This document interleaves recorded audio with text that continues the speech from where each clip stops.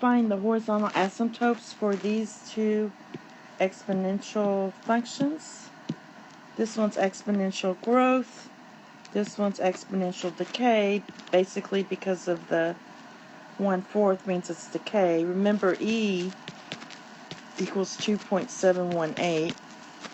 So the first thing we're going to do is, if you try to graph these, it's really hard. You have to do a lot of work on the calculator to get a good graph on that. So what I want to do is we're going to look at the first one. Let me copy it down again. F of x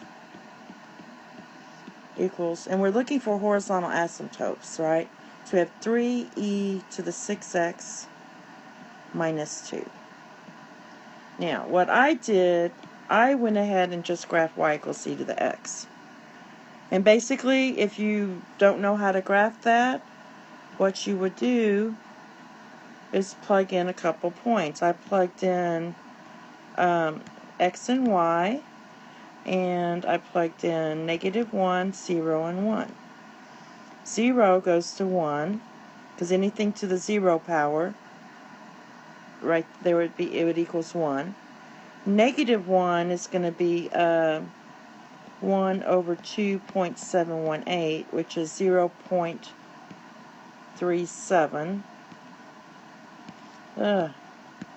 And 1 is just going to be 2.718. And if you notice, this is never going to cross your horizontal asymptote here. There's nothing you can put into x to make it go below on the y, so make it negative. So for this one, our horizontal asymptote is y equals 0. Now, I'm not going to look at the 3, I'm not going to look at the 6, it doesn't matter. What's happening with this one, this is being shifted down by 2 units. That's a vertical shift down.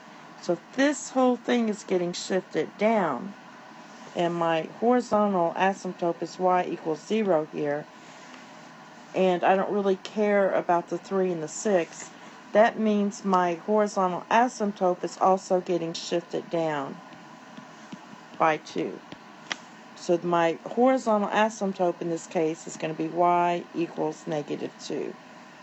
And as far as the 3 and the 6, that just kind of makes it more narrow. But the horizontal asymptote is just going to be y equals -2. If it was 3 times e to the 6x and the -2 was up here, that would be a horizontal shift. And that would not affect, if you're going left and right, that would not affect your horizontal asymptote, because that's just going left and right. The domain of exponential functions is all real numbers, and we do have horizontal asymptotes. Okay, so the next one, I went ahead, and that one was, this graph was, the equation was f of x equals 7 times 1/4 to the 5x plus 1. You can see what I did is I just graphed this one. I just did 3 values. X, Y did -1, 0, and 1. Plug in -1, 1/4 to the -1 equals 4. So there was that point. Anything, so that was 4. Anything to the 0 power is 1.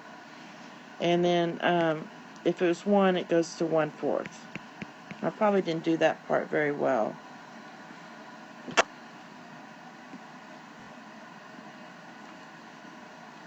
So basically, that 1 goes to 1/4. It should have been down a little further there. Nevertheless, what happens is my horizontal asymptote is y equals 0. And again, I'm not going to look at the 7. I'm not going to look at the 5. All I'm going to look at this plus 1. The 1 is goes with the y here, because basically the 1 is not up here, in other words. That would be a horizontal shift. If you want, you could write this as y minus 1 equals 7 to the 1/4. Times 1/4 to the 5x. that's your horizontal shift up by 1. They just move the 1 on the other side. So basically, when you shift this up by 1, and this is y equals 0, then you're shifting everything up by 1. And let's do purple, I guess. So I'm shifting this up by 1, I'm shifting this up by 1, and I'm shifting this point up by 1. So it gets shifted up by 1. That means my horizontal asymptote is also being shifted up by 1. So in this case, my horizontal asymptote for this problem is y equals 1. It's a line. Okay? That's all. Thank you. Have a nice day. Bye-bye.